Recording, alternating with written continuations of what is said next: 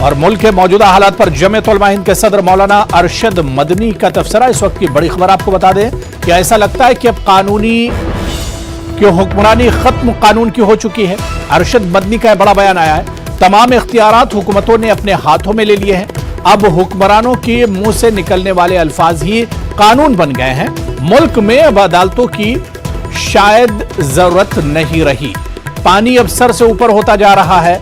मौलाना अरशद मदनी का बड़ा बयान सामने आया है। जमाते इस्लामी हिंद के सदर मौलाना अरशद मदनी ने तबसरा किया है। उन्होंने कहा कि ऐसा लगता है कि अब कानून की हुक्मरानी खत्म हो चुकी है। तमाम इख्तियारात हुकूमतों ने अपने हाथों में ले लिए हैं। अब हुक्मरानों के मुंह से निकलने वाले अल्फाज ही कानून बन गए हैं। मुल्क में अब अदालतों की शायद जरूरत नहीं रही। मौलाना अरशद मदनी ने सख्त तबसरा करते हुए कहा कि पानी अब सर से ऊपर होता जा रहा है।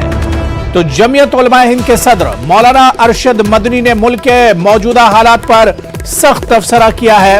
उन्होंने कहा कि ऐसा लगता है कि अब कानून की हुक्मरानी खत्म हो चुकी है। तमाम इख्तियारात हुकूमतों ने अपने हाथों में ले लिए हैं। अब हुक्मरानों के मुंह से निकलने वाले अल्फाज ही कानून बन गए हैं। उन्होंने शदीद तबसरा करते हुए कहा कि मुल्क में अब अदालतों की शायद जरूरत नहीं रही और पानी अब सर से ऊपर होता जा रहा है। मुल्क में लगातार जिस तरह के हालात हैं,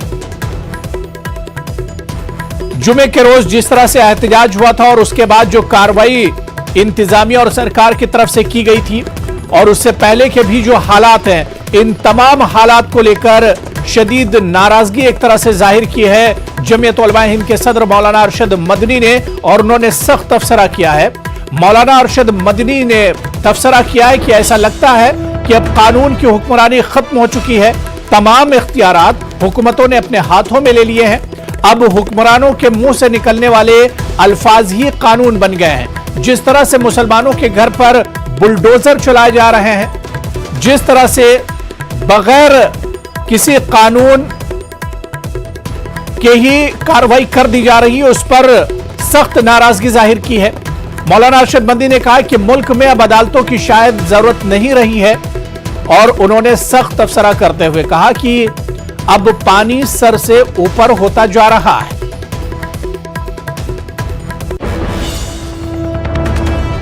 और ईडी की कार्रवाई पर एक और बड़ी खबर हम आपको बता दें कि राहुल गांधी से कल भी पूछताछ होगी। ईडी ने पूछताछ के लिए राहुल को मंगल के दिन भी बुलाया है।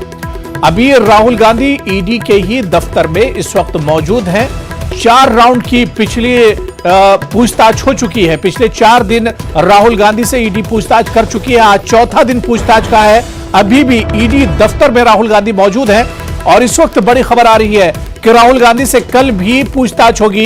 ईडी ने पूछताछ के लिए कल भी यानी मंगल के दिन भी राहुल गांधी को ईडी के दफ्तर में बुलाया है और इस वक्त भी चौथे राउंड की पूछताछ के लिए राहुल गांधी अभी ईडी के दफ्तर में ही मौजूद हैं। आज एक तरफ ईडी राहुल गांधी से पूछताछ कर रही थी तो दूसरी तरफ जंतर मंतर पर कांग्रेस बड़ी तादाद में कांग्रेस ने एहतजाज किया था और ईडी की इसी पूछताछ को लेकर आज कांग्रेस के एक डेलीगेशन ने सदर जमहूरिया रामनाथ कोविंद से भी मुलाकात की है। और इस वक्त की बड़ी खबर हम आपको बता दें कि ईडी ने कल भी राहुल गांधी को पूछताछ के लिए बुलाया है। यानी मंगल के रोज भी राहुल गांधी से 5वें राउंड की पूछताछ होगी। अभी तक 4 राउंड पूछताछ के मुकम्मल हो चुके हैं और अब कल भी राहुल गांधी से ईडी पूछताछ करेगी।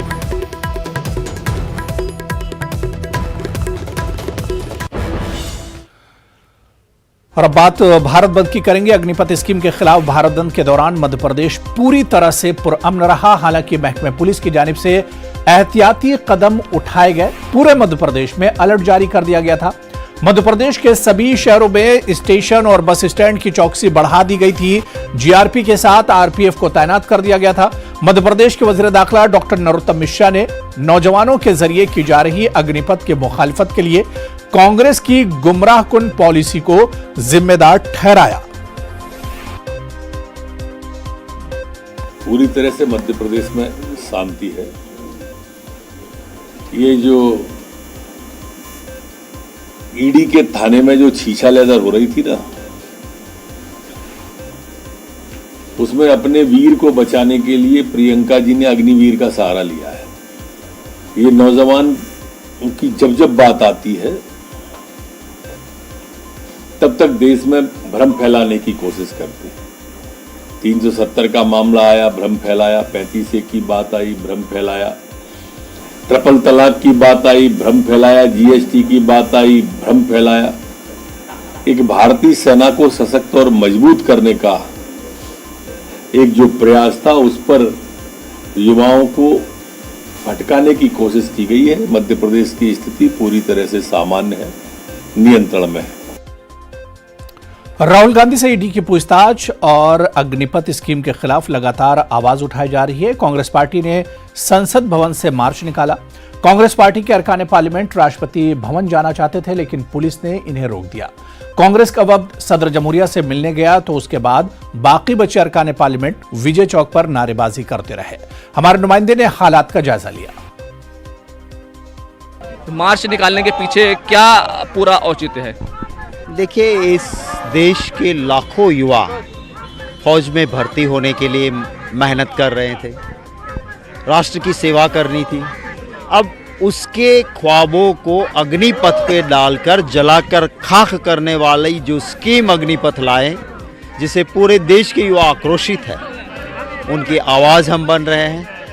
हम कह रहे हैं कि ये चीज़ सरासर गलत हो रही है और ठेकेदारी इस देश की राष्ट्र की सुरक्षा के साथ भी खिलवाड़ होगा और युवाओं के भविष्य के साथ भी। तरीके से कल देखा गया कि एक जो तीनों सेनाओं की प्रेस कॉन्फ्रेंस हुई तो सेना ने तो यही दिखाया कि वो सरकार के साथ है। देखिए, सेना तो जो भी सरकार होती है होता है।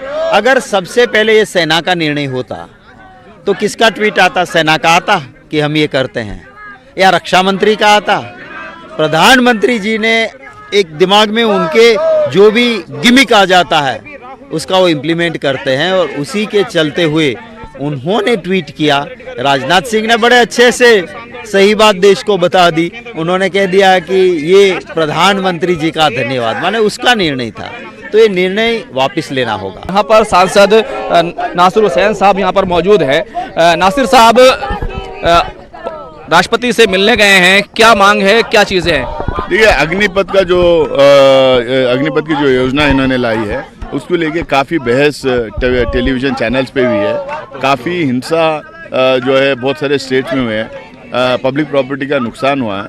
युवा लोगों को लगता है कि जो है ये टेम्पररी जॉब्स का जो एक योजना इन्होंने लाई है, ये देश के भविष्य के लिए ठीक नहीं, हमारी सेना के लिए ठीक नहीं। किसी भी एंगल से कोई भी फायदा सेना को होने वाला नहीं है। ये सिर्फ पेंशन के पैसे दे नहीं सक रहे, उस चक्कर में जो लोग इस तरह की ये हरकत कर रहे हैं। भारतीय जनता पार्टी तो ये कह रही है कि अब वो लोगों के बीच में इस पूरे मुद्दे को लेकर के जाएगी, लोगों को समझाएगी। इससे पहले भी जिन मुद्दों पर विवाद हुआ, भारतीय जनता पार्टी ऐसा कर चुकी है। देखिए, डीमोनेटाइजेशन पे कितने मौत हुई थी, GST में कितना बवाल हुआ था, फॉर्म लॉस पे कितना बवाल हुआ था। 750 लोग अपनी जान देना पड़ी, 14 महीने के बाद उनको वापस लेना पड़ा। इस योजना का भी वही हाल होगा।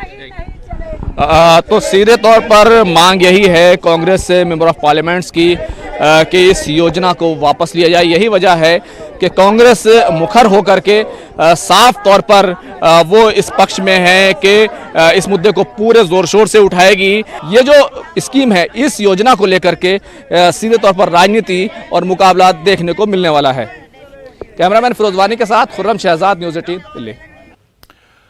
मदरसे के 10 बच्चों को चाइल्ड वेलफेयर सेंटर में रखने और फिर इन्हें बिहार वापस भेज देने के मामले में मध्य प्रदेश की मुस्लिम तंजीमों ने चाइल्ड वेलफेयर सेंटर और चाइल्ड कमीशन के खिलाफ मुल्कगीर सतह पर तहरीक चलाने का फैसला किया है।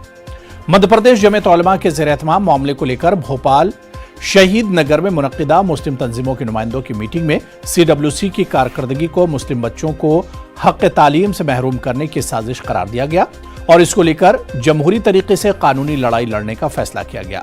वाज़ेह कि बिहार पूर्णिया से भोपाल के मदरसे में तालीम हासिल करने के लिए आए 10 तलबा को बिरागड़ा स्टेशन पुलिस ने गिरफ्तार करके CWC के हवाले किया और CWC ने तमाम दस्तावेजात की जांच के बाद इन्हें भोपाल से ट्रेन के जरिए वापस बिहार भेज दिया। रहीम, देखिए कि तालीम हासिल करना एक बुनियादी हक़ है। हुकूमत भी ये चाहती है कि तमाम लोग पढ़ें। हमारे मदारिस भी इसकी कोशिश कर रहे हैं कि कोई भी बच्चा और बच्ची हमारा बेपढ़ा ना रहने पाए, जाहिल न रह पाए, इसकी कोशिश की जा रही है। मदारिस हर जगह पर इसी कोशिश करते हैं, तो इस सिलसिले में गलतफहमी नहीं होना चाहिए। हमारे मदारिस बुनियादी तौर से दीनी तालीम के साथ असली तालीम भी देते हैं, इंग्लिश भी पढ़ाते हैं, हिंदी भी पढ़ाते हैं, हिसाब भी पढ़ाते हैं, और हर बच्चे को वो एक सिविलाइज सिटीज़न बनाने की कोशिश करते हैं। तो इसलिए इस सिलसिले में गलतफहमी नहीं होना चाहिए। तमाम मदारिस दीन का तालीम का काम कर रहे हैं, और अगर कोई गलतफहमी है तो ज़िम्मेदारों से बैठकर ज़िम्मेदारों को हल करना चाहिए। और तमाम मदारिस वालों से भी हम ये कहना चाहते हैं कि इस सिलसिले में जो कानूनी कार्रवाई है उसको मुकम्मल तौर से उनको करना चाहिए। कुछ दिनों से भोपाल के अंदर ये चर्चा बनी हुई थी कि बिहार के बच्चे पढ़ने के लिए आए, लेकिन उसमें ये हुआ कि उनको पढ़ने से रोक दिया गया और वापस भेज दिया गया, और अखबारात के अंदर ऐसी खबरें दी गई कि जैसे कोई मानव तस्करी का मामला हो। हम ये साफ करना चाहते हैं कि मानव तस्करी से कोई ताल्लुक़ नहीं है। मदारिस इस्लामिया में पूरे मुल्क में इधर से उधर बच्चे पढ़ने जाते हैं, और बिहार के लोगों के अंदर क्योंकि तालीम हासिल करने का शौक़ है, तो बिहार के बच्चे भी बड़ी तादाद में तालीम हासिल करने आते हैं। तो बाल आयोग ने जिस तरह की कार्रवाई की गई वो हम उसकी मजम्मत करते हैं, और मध्य प्रदेश सरकार और भारत सरकार से मांग करते हैं कि बाल आयोग का जो काम है कि जहां बच्चे नशा करते हैं, आवारागर्दी करते हैं, उन बच्चों को देखें। मदरसे में जो तालीम हासिल कर रहे हैं उन बच्चों को न छेड़ा जाए। दिल्ली में गुज़िश्ता 20 दिनों से मीट की सप्लाई करने वाला गाजीपुर स्लॉटर हाउस बंद पड़ा है। आज इस पूरे मामले को लेकर दिल्ली मर्चेंट मीट एसोसिएशन की जानिब से प्रेस कॉन्फ्रेंस की गई। प्रेस कॉन्फ्रेंस में मांग की गई कि जब तक स्लॉटर हाउस बंद है तब तक एमसीडी और दिल्ली हुकूमत कोई दूसरा बंदोबस्त करे। दरअसल 30 मई को दिल्ली पॉल्यूशन कंट्रोल कमेटी ने तमाम शराइत पूरे न होने और मुनासिब अंदाज में साफ सफाई समेत वाटर ट्रीटमेंट प्लांट जैसे कई मुद्दों को लेकर स्लॉटर हाउस चलाने की इजाजत वापस ले ली थी। इसके लिए जो जिम्मेदार है वो एमसीडी है, क्योंकि एमसीडी का ये दायित्व है कि एक ऐसा स्लॉटर हाउस जो कि हमको बताया गया था कि मॉडर्न मैकेनाइज्ड आपके लिए स्लॉटर हाउस बनाया गया है, वो जो सारी नॉर्म्स कंडीशन हर विभाग की पूरी करता है, वहाँ पर एक ये खामी निकलना, ये सारा दायित्व एमसीडी का है। क्योंकि एक इंफ्रास्ट्रक्चर जो सेटअप करके दिया वो एमसीडी ने दिया, एमसीडी ने तो फिर उसके बाद लीजी को दे दिया है। अब जो लीजी है वो उसको रन करेगा, और उसमें जो भी कमी आएगी उसकी देख रेख करना उसका काम है। लेकिन जो चीज़ आज तक सेटअप नहीं हुई, जिसको मॉडर्नाइज के नाम के ऊपर कहते हैं कि ये मॉडर्न स्लॉटर हाउस है, और वहाँ आज तक वो वाटर ट्रीटमेंट प्लांट जो है, जो जिसको ZLD कहते हैं, ज़ीरो लेवल डिस्चार्ज होता है, जो वाटर को रिसाइकिल करके वहीं यूज़ करता है, इसकी सफाई में या पेड़ पौधे वगैरह में वहीं यूज़ किया जाता है। वो एमसीडी ने उसमें सेटअप क्यों नहीं किया गया? ये दायित्व एमसीडी का था, और खामियाजा इसको हम जैसे दुकानदार जो अपनी दुकान कारोबार बंद करके बैठे हुए हैं। देखिए, हमने होम मिनिस्टर को, खाद्य मंत्री को, LG साहब को, दिल्ली सरकार को, यहाँ तक कमिश्नर साहब को, जो एक स्पेशल कमिश्नर है अश्विनी कुमार जी, उनको भी दी है। लेकिन जो नीचे के अधिकारी हैं उन्होंने एमसीडी के जो कमिश्नर्स हैं इनको पूरी तरह बताया ही नहीं क्या प्रॉब्लम है। हम ये चाहते हैं कि एमसीडी को जल्द से जल्द वहाँ पे टर्म कंडीशन जो वो फुलफिल मांग रहे हैं वो करें, वो एमसीडी की जिम्मेदारी में आती है। जब तक वो पूरे नहीं करेंगे स्लॉटर हाउस नहीं खुल पाएगा। हम ये कहते हैं कि एमसीडी की जो गलती है या दिल्ली सरकार की प्रॉब्लम, ये मिसकम्युनिकेशन गैप उनकी वजह से है, उसको वो दिल्ली की एजेंसियाँ, गवर्नमेंट टू गवर्नमेंट एजेंसियाँ जल्दी इसको कर सकती हैं। चलिए यहां पर रुकेंगे फिलहाल छोटे से ब्रेक के लिए।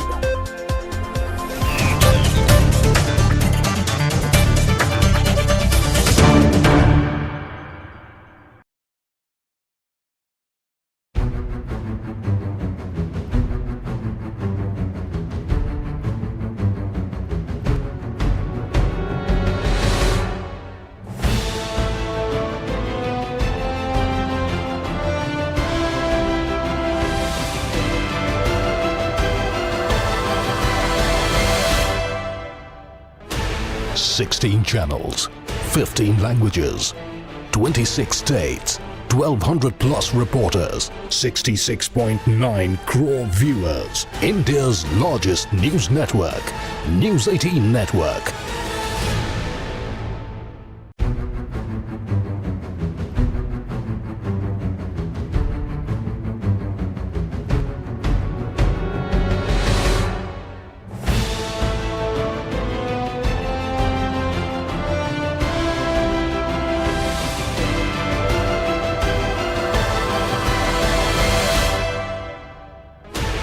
16 channels, 15 languages.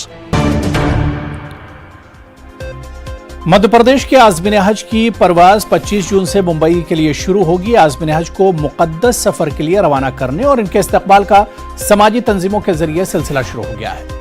मध्य प्रदेश सर्वधर्म सद्भावना मंच और जमीयत उलमा के ज़रिए एहतमाम भोपाल शहीद नगर में मुनक्किदा आज़मीन हज की इस्तकबालिया तकरीब में मुस्लिम समाज के साथ हिंदू, सिख, ईसाई और दीगर समाज के नुमाइंदों ने शिरकत की और आज़मीन से मुल्क की खुशहाली और तरक्की के लिए दुआ की दरख्वास्त की।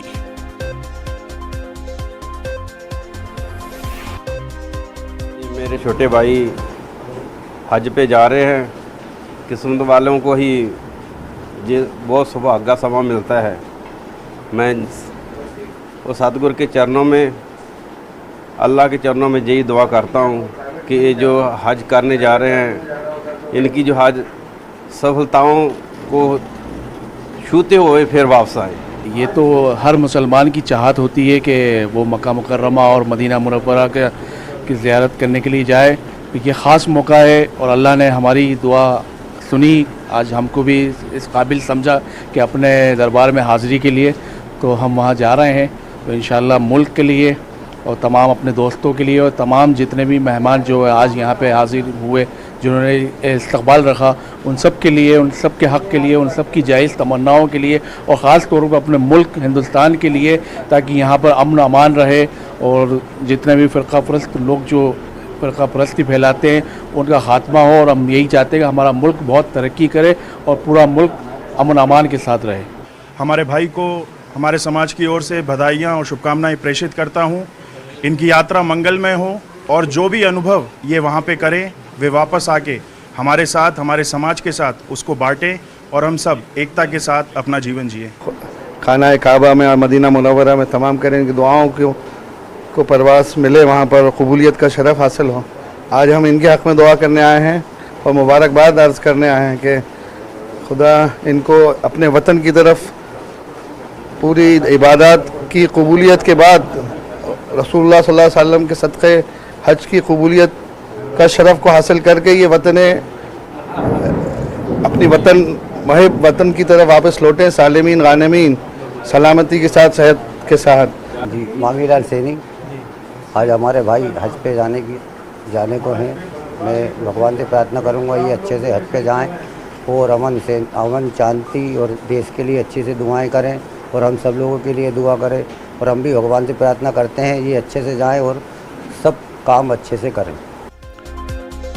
अजमेर के इंद्रकोट में अमित फाउंडेशन की जानिब से करियर काउंसलिंग सेमिनार का इनेकाद किया गया। आईटी एक्सपर्ट जाकिर हसन ने तलबा को करियर के लिए संजीदा होने का मशवरा दिया। जाकिर हसन ने बताया कि बहुत सारे तलबा अपने करियर को लेकर संजीदा नहीं होते हैं और सही गाइडलाइन न मिलने की वजह से अपने कीमती औकात ज़ाय कर देते हैं।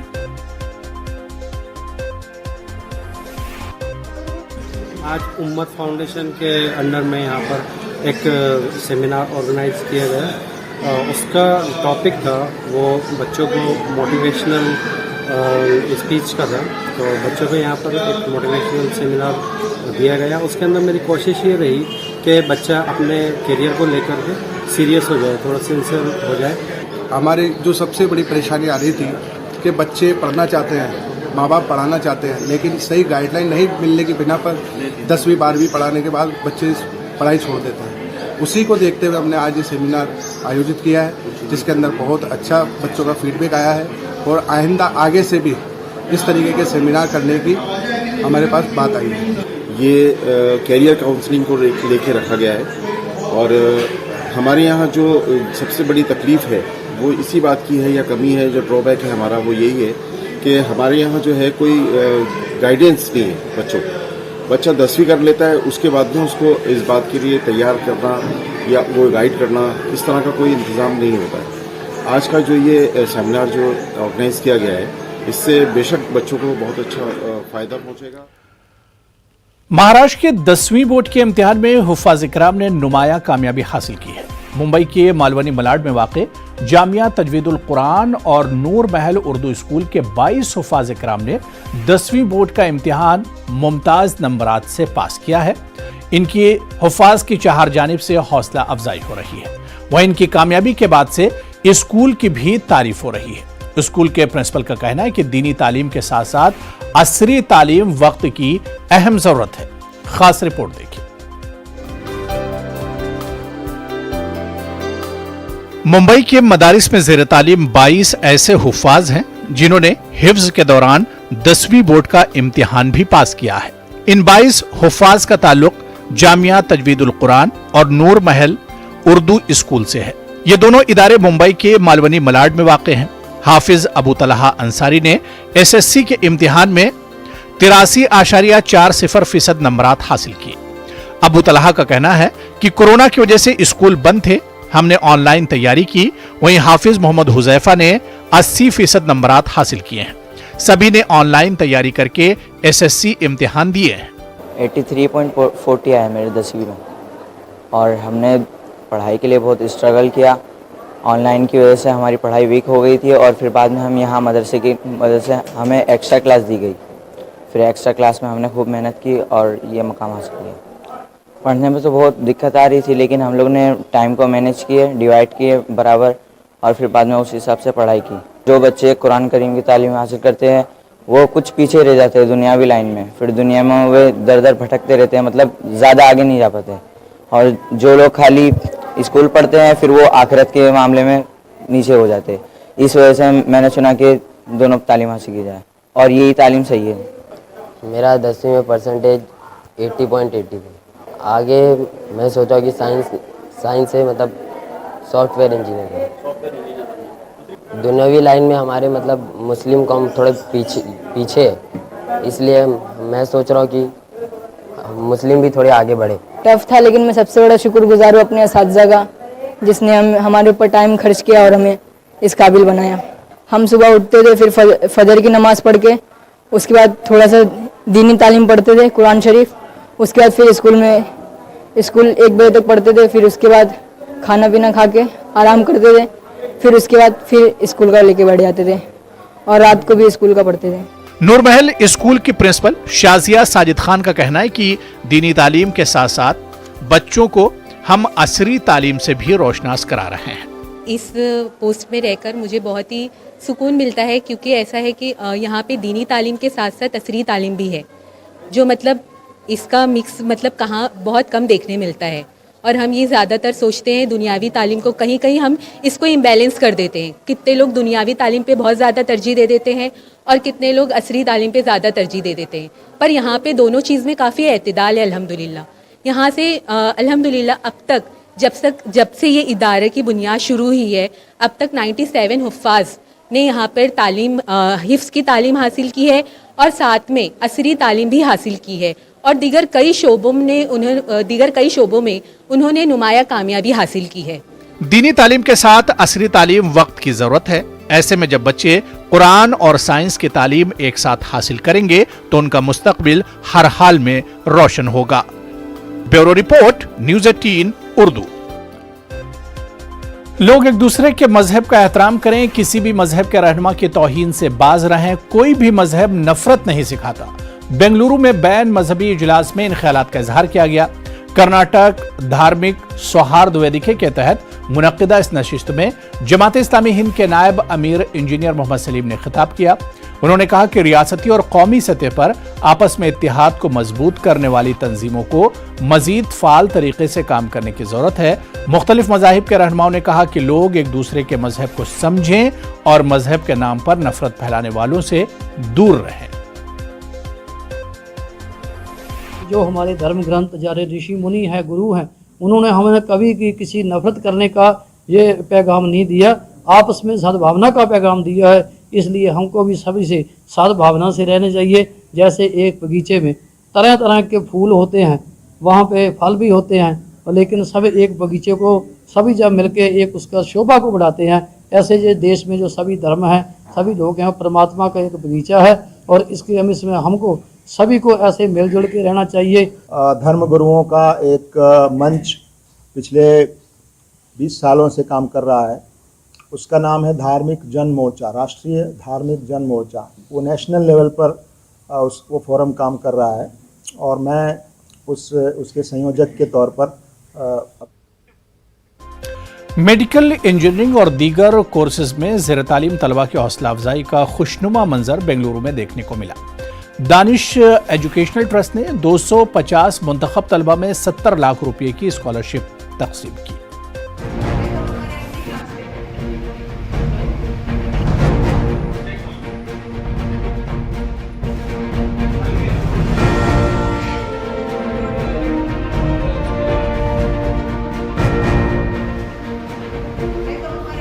मारूफ समाजी शख्सियत हुस्ना शरीफ की सदारत में दानिश एजुकेशनल ट्रस्ट पिछले 15 साल से तालीमी शोबे में खिदमात अंजाम देती हुई आ रही है। साल 2021-22 के लिए तंजीम ने 250 तलबा और तालिबात में 70 लाख रुपए की स्कॉलरशिप तकसीम किए। इस मौके पर हुस्ना शरीफ ने कहा कि तालीम के मैदान में मुस्लिम तबका दलितों से भी पिछड़ा हुआ है। इस सूरत हाल को बदलने के लिए हर जानिब से कोशिशें होनी चाहिए। हमारी कौम को चाहिए कि ज़्यादा से ज़्यादा इल्म हासिल करें, क्योंकि हमारा जो परसेंटेज है दलित से भी कम है, उनका जो परसेंटेज है एजुकेशन में उससे भी है बिहाइंड। तो मैं चाहती हूँ कि हर एक बच्चा पढ़े और आगे बढ़े। कि इतनी बड़ी जिम्मेदारी वो मुझे दे रहे हैं और बोल रहे हैं कि कि I will be the secretary और उनकी मैं मदद करूँगी। I have very big shoes to fill, but इंशाल्लाह मैं अल्लाह से दुआ करूँगी कि वो मुझे हेल्प करे, और जैसे हमारी नानी, हमारे नाना और हमारी पूरी फैमिली जो चैरिटी करती है तो मैं उसके बरकरार रखूँ, and I will also be a part of it इंशाल्लाह। दानिश इदारे ने न सिर्फ मेडिकल और इंजीनियरिंग बल्कि तालीम के तमाम अहम शोबों के तुलबा का इंतखाब किया। फी तालिब इल्म को 20,000 रुपए से लेकर 35,000 रुपए तक की स्कॉलरशिप फराहम की। तो बीएड के लिए स्कॉलरशिप देना बहुत ज़रूरी है, तो इसको सामने रखते हुए 40 स्टूडेंट्स को इस बार सेलेक्ट किया गया है फॉर बीएड, और इसका टोटल अमाउंट है 6 लाख। फार्मेसी के 13 बच्चे, इनका 20,000 पर स्टूडेंट। लॉ के 5 बच्चे हैं, 20,000 पर स्टूडेंट। वेटरनरी साइंस जो एक 100% जॉब ओरिएंटेड गारंटीड कोर्स है, गवर्नमेंट जॉब गारंटीड कोर्स है, उसके लिए 5 बच्चों को सेलेक्ट किया गया है। We came to know about the scholarship through online. My brother told me that we should apply for this Danish scholarship. Then we had applied, and among 250 students, they were selected 25 students, and I am one among them. मैं अभी currently रेवा university में BTech कर रहा हूँ electronics and communication engineering में। तो मैंने Danish trust का स्कॉलरशिप अप्लाई किया था 1 मंथ पहले। तो मुझे 2 दिन पहले इनकी तरफ से रिस्पांस आया कि आप सेलेक्ट हुए हैं, तो आज इन लोगों ने हमें बुलाया। हुस्ना शरीफ की सदारत में दानिश ट्रस्ट और बज़्म निस्वा अपनी खिदमात अंजाम दे रहे हैं। इन तंजीमों से दी जाने वाली माली इमदाद से हज़ारों तलबा ने फ़ायदा उठाया है। ज़रूरत इस बात की है कि इस तरह की कोशिशें हर रियासत में होनी चाहिए ताकि मुस्लिम समाज की बदहाली खुशहाली में तब्दील हो सके। बेंगलुरु से न्यूज़ 18 उर्दू के लिए रऊफ अहमद हलूर की रिपोर्ट।